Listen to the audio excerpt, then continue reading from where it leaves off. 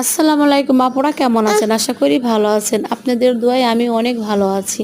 আজকে আমি রান্না করব রুই মাছ দিয়ে বেগুন দিয়ে একটা তরকারি। আর এই তরকারিটা রান্না করার জন্য আমি এই জায়গায় নিয়েছি পেঁয়াজ, কাঁচামরিচ নিয়ে আগে তেলে ভাজা ভাজা করে নিয়েছি। ভাজা ভাজা করে নেওয়ার পর হলুদের গুঁড়ো, মরিচের গুঁড়া, স্বাদ মতো লবণ, আদা বাটা সম্পূর্ণ মশলা দিয়ে আমি কষিয়ে নিয়েছি। কষিয়ে নেওয়ার পর এই জায়গায় একটু পানি অ্যাড করে দিয়েছি। পানিটা অ্যাড করে দেওয়ার পর এই জায়গায় আমি মাছগুলো দিয়ে দিব।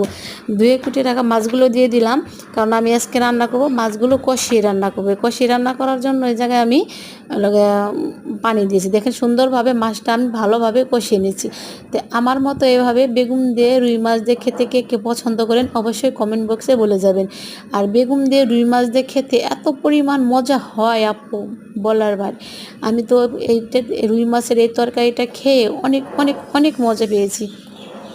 দেখেন সুন্দরভাবে আমি মাছগুলো কষে এক এক করে সব মাছগুলো আমি এ জায়গায় থেকে উঠিয়ে নিয়েছি। উঠিয়ে নেওয়ার পর এ জায়গায় কুটে ধুয়ে রাখা বেগুনগুলো ঢেলে দিলাম। বেগুনগুলো ঢেলে দেওয়ার পর বেগুনগুলো আমি সুন্দরভাবে কষিয়ে নেব।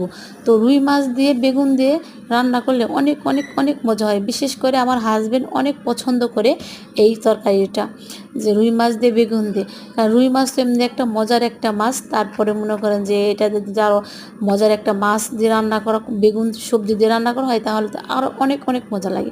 এই জন্য আজকে আমি আমার হাজব্যান্ডের পছন্দের রান্নাটাই রান্না করেছি বেগুন দিয়ে রুই মাছ দিয়ে।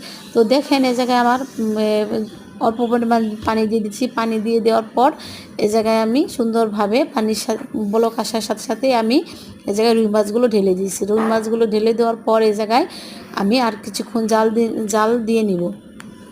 তো আমার মতো এভাবে রুই মাছ দিয়ে বেগুন দিয়ে তরকারি কে কে রান্না করে খেয়েছেন বা কার কার হাজবেন্ড পছন্দ করে অবশ্যই কমেন্ট বক্সে জানিয়ে দেবেন।